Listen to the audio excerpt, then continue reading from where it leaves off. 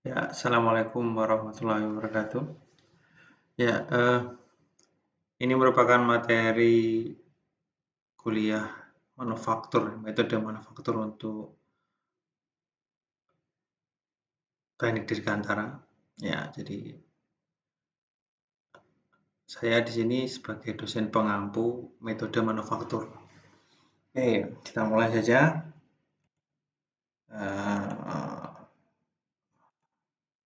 Slide-nya. Oke, oke. Jadi, saudara belajar di teknik dirgantara itu tidak bisa lepas dari metode manufaktur. Ya, karena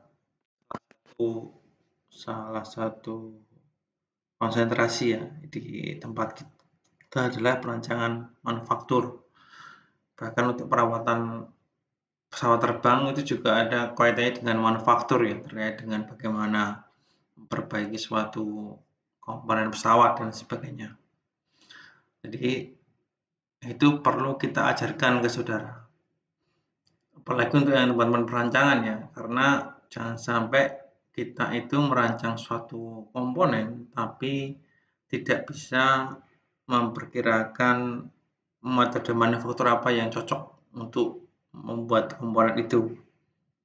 Ya, karena ini terkait dengan cost ya. Ada manufaktur yang sesuai dan tidak.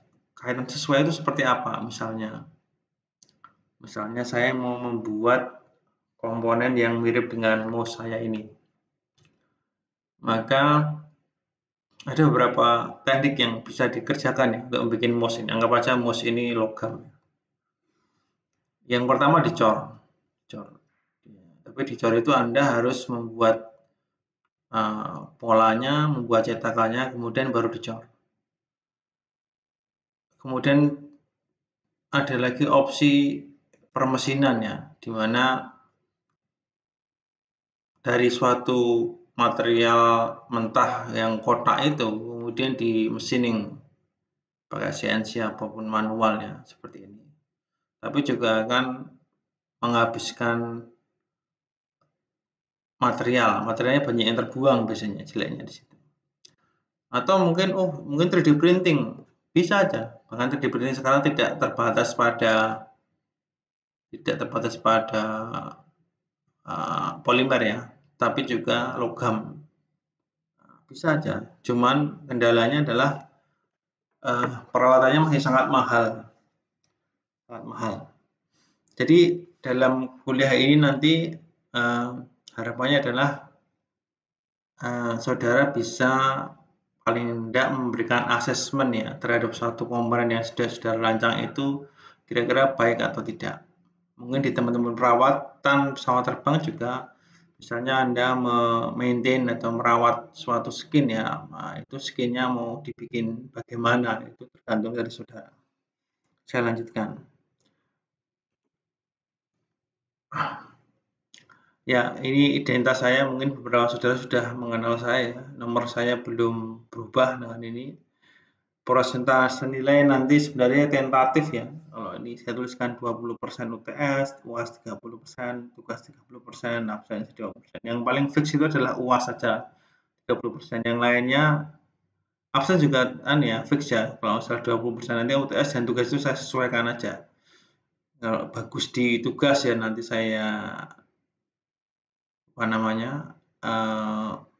perbanyak prosentanya di tugas. Tugas juga tolong jangan disepelekan ya, karena nanti mungkin banyak materi yang saya sampaikan secara online dan saya biasanya absensi atau presensi itu by tugas ya. Jadi kalau saudara ngerjakan ya itu kita anggap absen, kalau nggak ngerjakan ya enggak. Jadi ini efeknya dua hal, jadi tolong dikerjakan lah. Oke, ini satuan pembelajarannya, rencananya seperti ini ya. Tapi sekali lagi nanti akan melihat dinamika saja karena ini harus dikembangkan. Jadi nanti mungkin saya akan lebih banyak berkutat di manufacturing yang lebih maju, yang terkini ya. Kita sudah sangat ketinggalan dalam teknologi manufaktur jika saya hanya berkutat dengan materi-materi ini. Seperti mungkin additive manufacturing, Jadi saya sebutkan 3D printing ya, itu salah satunya. Nah, sekarang lebih luas ya. Polimer itu ada beberapa teknik, ada yang menggunakan deposisi, ya, seperti yang Anda lihat yang di pasaran itu. Ada yang menggunakan laser, ada yang menggunakan stereolite, dan lain sebagainya. Belum lagi yang berbasis logam, ada yang menggunakan teknik welding, ada juga yang menggunakan teknik friction stir welding juga nanti. Ya kira-kira seperti ini lah. Tapi ini nggak jadi patokan ya. Nanti perhatikan aja topiknya apa, Anda ikuti. Ini referensi yang saya gunakan. Ya. Tapi yang ada yang dua ini kelihatannya ada di perpus yang saya warna biru ini. Yang hitam ini yang saudara nanti bisa download ya, terutama yang Paul de Garmo nomor 3 ini yang paling saya banyak gunakan. Oke, ada suatu apa namanya? Ada suatu dilema ya terkait dengan manufaktur ya. Sering sekali tugas akhir mahasiswa itu membahas tentang bagaimana memanufaktur suatu komponen. Tetapi kadang-kadang rancu ya dengan produksi. Memang ternyata dari definisi kalau mungkin secara awam antara dua kata ini hampir sama ya, manufaktur dan produksi. Tapi sebenarnya agak berbeda, cukup jauh, bahkan salah satunya itu adalah bagian dari salah satunya. Ya. Oke, kita cek dulu ya. Kalau dari KBBI adalah manufaktur adalah membuat atau menghasilkan dengan tangan atau mesin. Yang kedua adalah proses mengubah bahan mentah menjadi barang untuk dapat digunakan atau dikonsumsi oleh orang. Yang produksi adalah proses mengeluarkan hasil. Ya, kita sebenarnya dari sini sudah kelihatan ya, manufaktur adalah proses mengubah bahan mentah menjadi barang yang bisa digunakan atau dikonsumsi oleh manusia. Mungkin paling gampang adalah kalau saya menganalogikan, saudara sering bikin telur ya. Telur itu bahannya mentahnya adalah telur, kemudian digoreng, kemudian telur gorengnya tadi bisa dikonsumsi, itu berarti masuk ke manufaktur. Ya, membuat atau menghasilkan dengan tangan atau mesin, sama jika membuat telur tadi adalah menghasilkan dengan tangan atau mesin. Itu manufaktur. Tapi kalau produksi itu sebenarnya lebih kompleks. Di sini kalau Anda lihat dari definisi adalah proses mengeluarkan hasil ya. Proses mengeluarkan hasil. Berarti kaitannya adalah prosesnya. Proses itu berarti langkahnya cukup banyak ya. Terkait dengan telur tadi itu, mungkin sebelum Anda memutuskan untuk menggoreng telur jadi telur dadar atau telur mata sapi, dalam benak Anda sudah membayangkan, saya mau makan. Pertama dari kata-kata saya mau makan. Dari saya mau makan, kemudian saudara berpikir, oh ya sudah kelihatannya enak makan telur. Tapi telurnya mau diapakan? Ya, telurnya mau diapakan? Untuk apa dulu? Ya, kalau misalnya katanya untuk bikin apa namanya semacam opor, maka telurnya adalah telur yang direbus secara utuh gitu ya. Tapi kalau untuk side dish ya, seperti nasi goreng atau mungkin nasi sama kecap ya, kelihatannya enak yang goreng. Ada tambahan lagi ya, terus telurnya beli berapa? Saya butuh berapa, belinya di mana? Itu adalah proses untuk menghasilkan produk.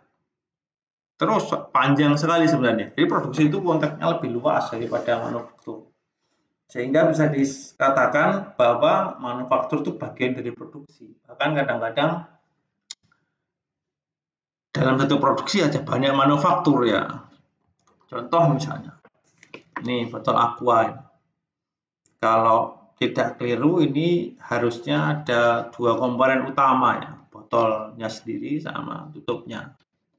Ya, dalam produksi aqua tadi itu konteksnya banyak ya, tidak hanya cuman bagaimana menghasilkan produk botolnya, tapi airnya dari mana, bagaimana cara memasukkan airnya, bagaimana cara menyegelnya dan lain sebagainya. Tapi kalau kita kecilkan hanya terkait dengan manufaktur, maka di sini paling nggak ada 2 sebenarnya, 3 ya sama segelnya ini ya, plastiknya ini. Kita ambil yang 2 aja. Jadi ada penutup, ada ada botolnya. Kebetulan materialnya hampir sama ya, tapi ini satu adalah polimer warna biru muda, ini polimer yang transparan. Prosesnya bagaimana? Nah, itu bagian dari asesmen manufakturnya. Mana yang paling pas untuk menghasilkan produk dengan waktu tercepat, material tersedikit ya. Kalau berdasarkan pengalaman, kemungkinan ini tutup ini nanti menggunakan teknik namanya injection molding. Jadi logam dilunakkan, kemudian ditembakkan ke dalam satu cetakan, menghasilkan seperti ini. Tapi kalau yang botol ini agak beda. Ini biasanya tidak menggunakan injection molding, tapi namanya blue molding. Nah, nanti bisa kita ceknya blue molding itu seperti apa, dalam YouTube banyak itu. Bagaimana memasukkan galon dan lain sebagainya yang rongganya cukup besar, biasanya menggunakan blue molding namanya. Oke, saya lanjutkan ya. Ini dari sumber yang lain. Produksi adalah dari organis.org adalah merupakan keseluruhan dari proses produksi barang dari pencarian ide hingga pengerjaan. Jadi seperti tadi yang saya sampaikan sebelumnya ya, bahwa ini proses keseluruhan dari mencari ide hingga sampai bagaimana dikerjakan.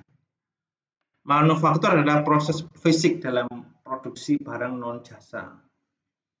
Ya, jadi hanya proses fisik saja. Contohnya misalnya,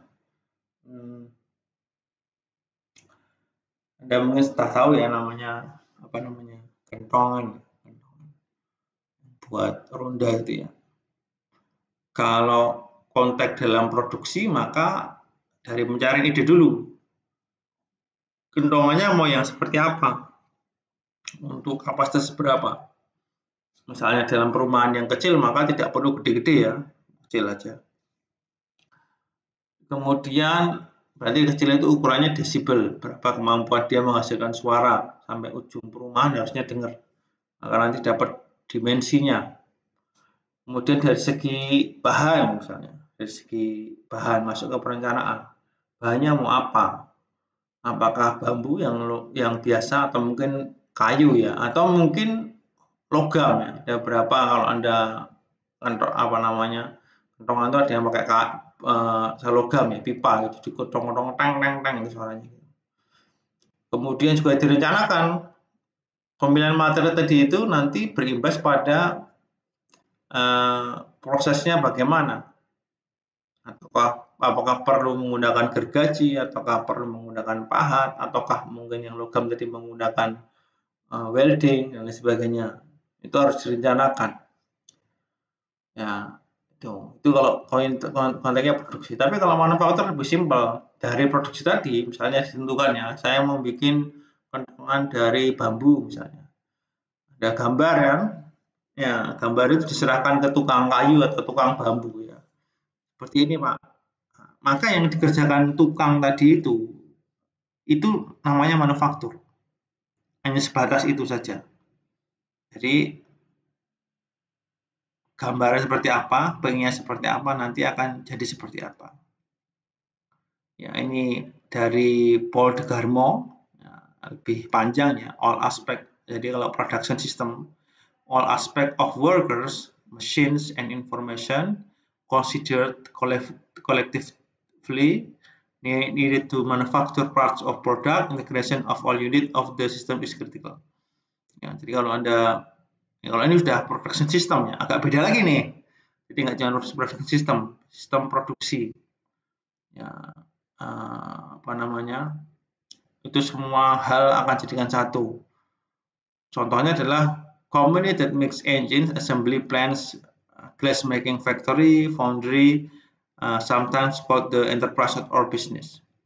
Kalau manufacturing system adalah sistem manufaktur adalah the collection of manufacturing process and operation resulting in specific and result, an arrangement or a layout or many process material handling equipment and operator.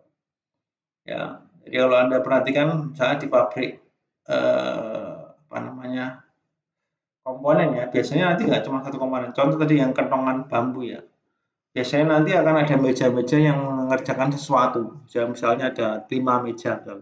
Meja pertama memotong bambunya sesuai dengan ukurannya. Meja berikutnya adalah membuat celah itu. Celah yang buat kentongan. Meja ketiga akan membuat handle yang atasnya itu. Meja keempat mungkin dia akan sanding ya, mengamplas supaya tidak melukai orangnya. Yang meja kelima mungkin painting ya, supaya lebih indah atau menggunakan pernis dan sebagainya. Itu adalah manufacturing system. Ya, ini adalah proses manufaktur dari medali Olimpiade. Ya, ini tidak sesimpel yang Anda bayangkan ya. Langkahnya banyak sekali.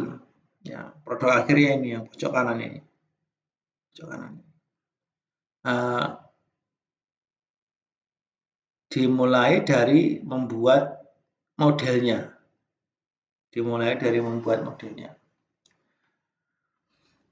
Modelnya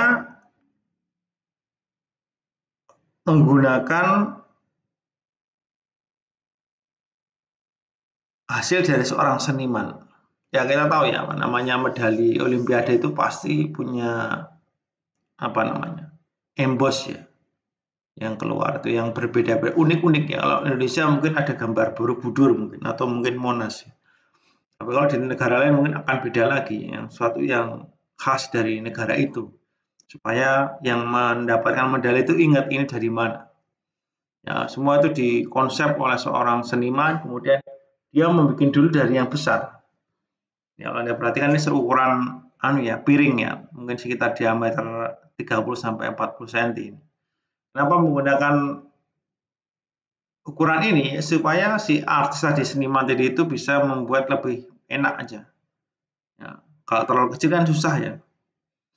Kemudian dari model 3D seperti ini, kemudian menggunakan alat untuk menerjemahkan bentuk tadi itu menjadi ukuran.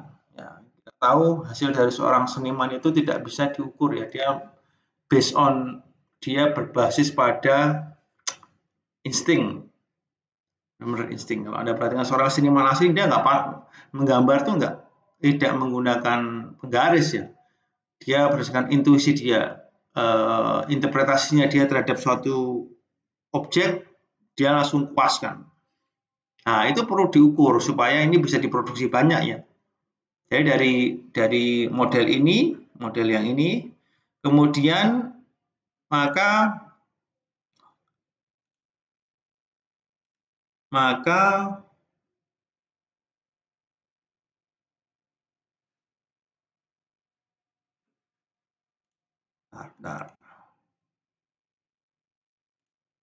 dari bentuk model yang ini, maka ada namanya mesin namanya CMM, Coordinate Measuring Machine. Jadi mesin yang mengukur koordinat. Jadi dia ada sensornya ya, dia bergerak gitu.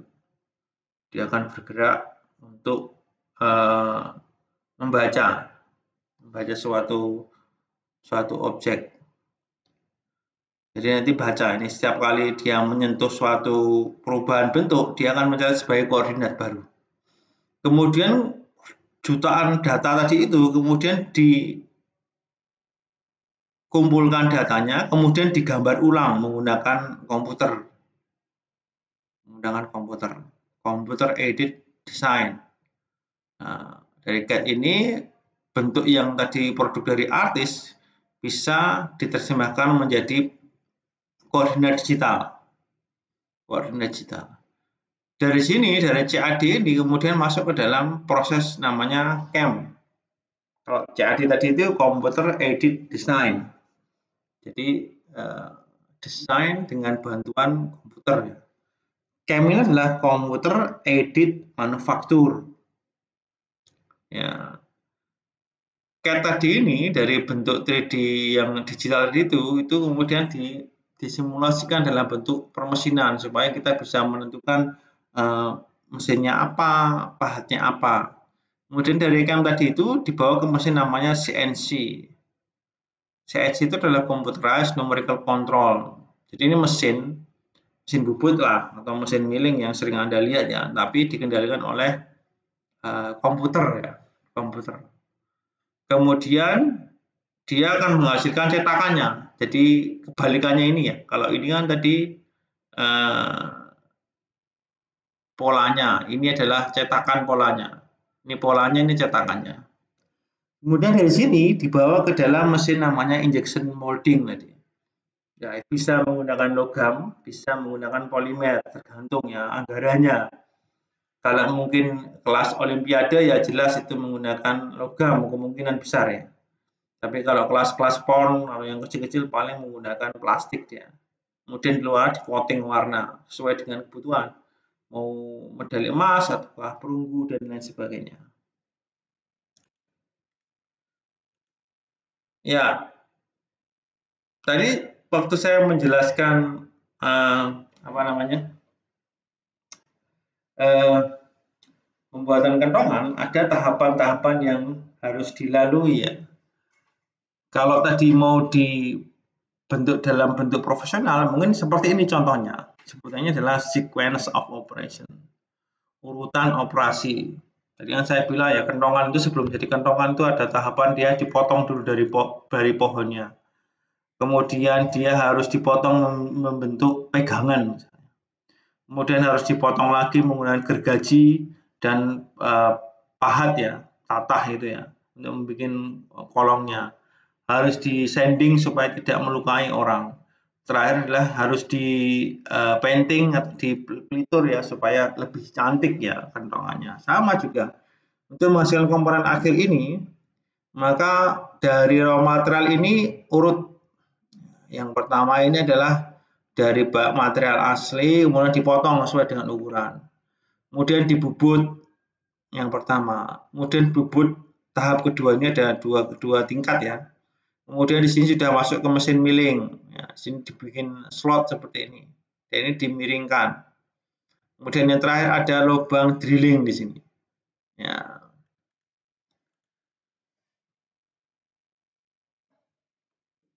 Ya, ada banyak sekali klasifikasi proses manufaktur ya, yang dasar ya.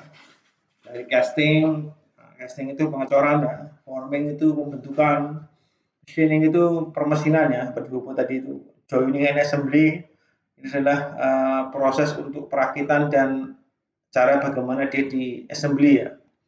Kemudian surface treatment, apakah itu di chrome, ataukah di painting, ataukah dan sebagainya. Kemudian rapid prototyping, ya, bagaimana komponen itu bisa dibuat secara cepat ya, tanpa harus membuat cetakan dan lain sebagainya. Kemudian heat treatment dan lain sebagainya. Oke.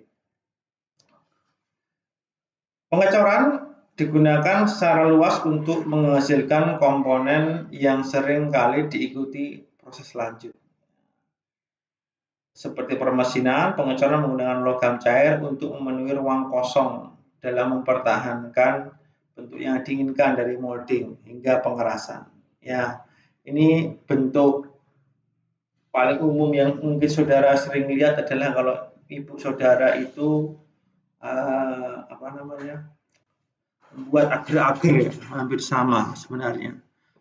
Jadi nggak bedanya cuma dari raw material aja sebenarnya. Kalau logam ya harus dicairkan, ya, dipanaskan, kemudian sampai dia mencair, kemudian dituang dicetakan, mengeras selesai. Tapi kalau agar-agar prosesnya dari air kemudian masuk ke bubuknya itu, kemudian sudah matang, dituang dan mengeras. Hampir sama sebenarnya. Untuk memudahkan saja ya, hampir sama tapi tidak sama. Tapi untuk memudahkan cara berpikir saudara aja bahwa pengecoran itu tidak sekompleks yang saudara bayangkan. Oke, ini pembagiannya. Ya, jadi casing proses itu ada 3 ya, berdasarkan sifat pola dan cetakannya. Yang pertama adalah expandable pattern and mold and other. Yang kedua adalah expandable mold and permanent pattern. Yang terakhir adalah permanent mold. Ya, expandable pattern and mold itu artinya pola dan cetakannya itu sekali pakai. Pola dan cetakannya sekali pakai. Jadi contoh adalah cetak menggunakan styrofoam. Styrofoam kemudian dia dibenamkan di pasir ya. Styrofoam itu dibentuk dulu modelnya, misalnya bikin bentuk mus ini ya, menggunakan styrofoam dibentuk dulu. Kemudian dibenamkan ke dalam pasir. Setelah itu dituang langsung dengan logam cair. Styrofoamnya akan menguap. Artinya patternnya sudah nggak ada lagi expandable. Kemudian untuk mengambil produknya, pasir cetakannya tadi itu harus dibongkar, dirusak, jadi expandable. Nah, sekali pakai lah bahasanya. Kemudian berikutnya adalah expandable mold permanent pattern. Di sini polanya itu permanen, tapi cetakannya tidak. Contohnya adalah menggunakan polanya dari kayu misalnya. Kemudian tekniknya menggunakan namanya sand casting atau pengecoran dengan pasir. Kayu ini dibentuk seperti mus seperti ini, kemudian dia dibenamkan dalam pasir dengan teknik tertentu. Ini cetakannya bisa diangkat dari pasir, kemudian dituang ke dalam cetakan pasir tadi itu. Ada juga permanent mold. Nah, ini biasanya untuk yang logam atau polimer yang tidak terlalu tinggi temperaturnya ya, kayak plastik ini seperti ini, atau mungkin aluminium atau tembaga yang suhu temperatur cairnya nggak terlalu tinggi. Nah, seperti ini tutup ini bisa bentuknya seragam sampai jutaan biji. Ini karena ada cetakannya yang dari logam, namanya permanent mold. Ya, forming and sharing. Ya, forming and sharing. Forming itu bentuk tentunya, sharing itu untuk memotong biasanya. Jadi kalau Anda perhatikan di mobil lah, di mobil, sharingnya di mobil ya, kap bodinya misalnya. Itu tidak hanya dibentuk ya, seperti kap mobil itu bentuknya melengkung gini ya, tapi juga ada kayak ujung-ujung yang cukup kompleks ya. Nah, untuk bikin ujung-ujung tadi itu menggunakan sharing. Nah, melengkungnya menggunakan namanya forming. Ada dua ya, namanya satunya adalah bulk deformation forming, kemudian ada satu lagi yang namanya adalah sheet metal forming.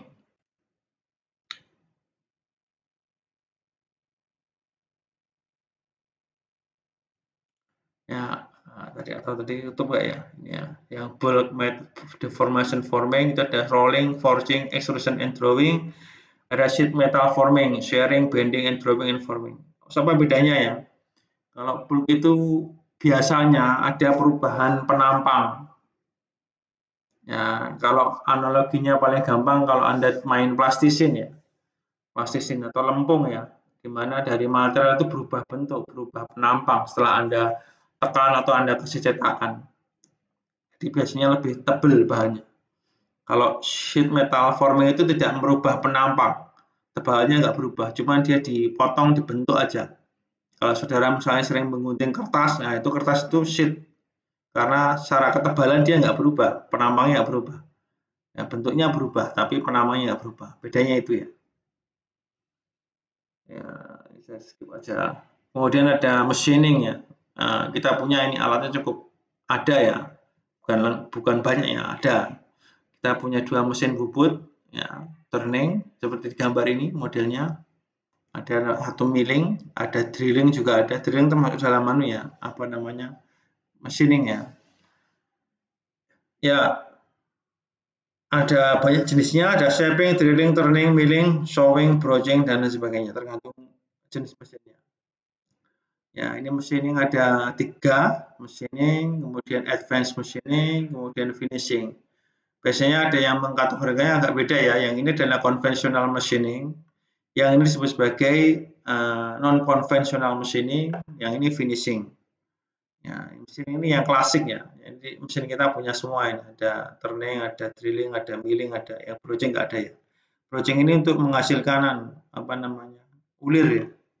diulir dalam baut yang produksi massal itu menggunakan teknik broaching. Kemudian ada advanced machining atau non konvensional machining ya. Bedanya apa? Kalau Anda perhatikan di sini, kalau yang konvensional machining itu ada kontak ya antara pahat dengan benda kerja, ada kontak. Tapi kalau ini nggak ada kontak langsung. Jadi kalau laser cutting itu ya lasernya yang kontak adalah lasernya, bukan penghasil lasernya. Kemudian ada finishingnya, grinding itu termasuk finishing juga. Gerinda itu finishing juga, amplas juga finishing juga. Ya, ini prototyping tadi sudah saya jelaskan. Ini slide saya itu slide lama ya, tapi nanti akan kita lebih perdalam ya. Karena memang sekarang trennya tantangan kedepannya adalah rapid prototyping ya. Ada yang berbasis polimer, ada yang berbasis logam. Tekniknya juga banyak nanti. Ada yang fuse deposit juga ada yang menggunakan STL, ada yang menggunakan laser. Bahkan ada namanya multi material printing juga ada. Jadi salah satu produk itu dicetak menggunakan beberapa material berbeda dengan harapan menghasilkan komponen yang unik dan sesuai dengan kebutuhan. Ya, joining walaupun kelihatan sepele tapi ini sangat penting ya. Kalau Anda perhatikan mouse saya ini tidak akan berfungsi ya kalau tidak dirakit ya dengan joining. Entah itu menggunakan baut, skrup baut, atau mungkin menggunakan lem, atau menggunakan mechanical joining ya, yang model snap-on. Karena ada pengunci-pengunci khusus itu ya kalau pernah buka. Ya, ini ada 3, fusion welding, other welding, kemudian fastening and bonding. Fusion welding itu adalah fusion itu penyatuannya. Jadi ini pengelasan di mana logamnya dicairkan, sama-sama dicairkan kemudian membeku bersama. Kemudian ada other welding, ini model lain ya, tapi bukan sampai fusion. Jadi nggak sampai cair. Ada friction stir welding, ada resistance welding, dan lain sebagainya.